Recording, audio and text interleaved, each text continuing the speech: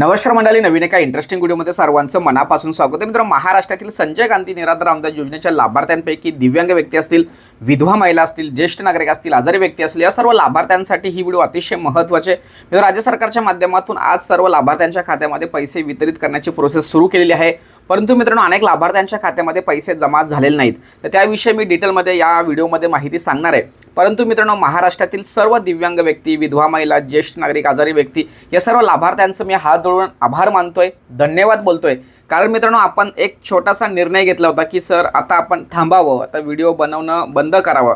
कारण मित्रांनो, कुठेतरी तुमचं नुकसान होतंय असं मला निदर्शन आलं. परंतु मित्रांनो, महाराष्ट्रामध्ये असे अनेक लाभार्थी आहेत की ते आपल्या या माहितीवरती खूप विश्वास ठेवून आहेत आणि अनेक लोकांनी व्हॉट्सअपद्वारे, फोनद्वारे माझ्याशी बोलणं केलं आणि अखेर शेवटी मलाही वाटलं की आपण जो निर्णय घेतला आहे हा चुकीचा आहे.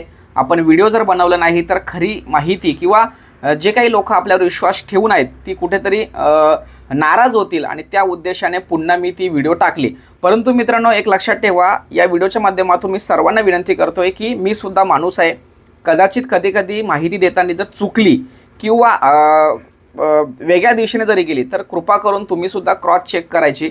काही सजेशन असेल तर मलाही सांगायचं, काही चुकत असेल तर बिंदास मला फोन करा, मेसेज करा की सर हा पॉईंट क्लिअर करा.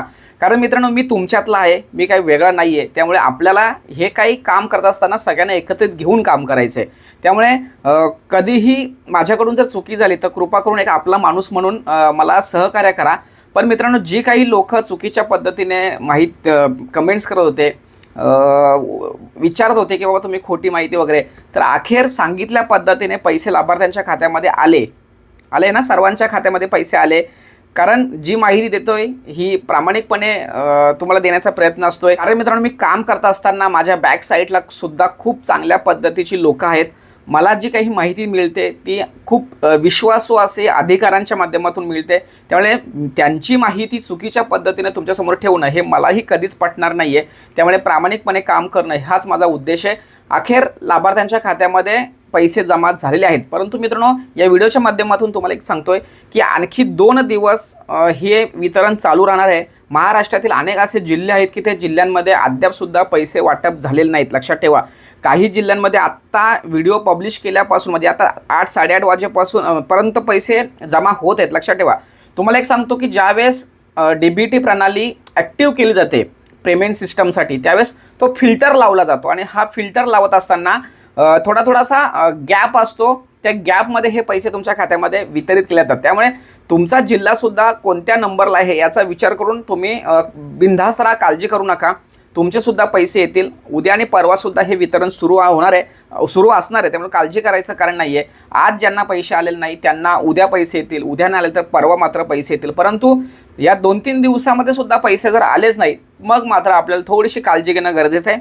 पुढे तुम्हाला सर्वांना माहिती आहे, जर पैसे जर आले नाही तर तहसील कार्यालयाशिवाय काही पर्याय नाही आहे. कारण सामाजिक न्याय विशेष विभाग असेल, मंत्रालय असेल, तर याचा आणि तहसीलदारांचा काही संबंध नसतो. इकडनं जो रिपोर्ट जातो तो रिपोर्टच्या आधारावरती ते पैसे टाकतात. त्यामुळे तहसीलदार कार्यालय म्हणजे महसूल विभाग हा अतिशय महत्त्वाचा विभाग आपल्यासाठी असतो.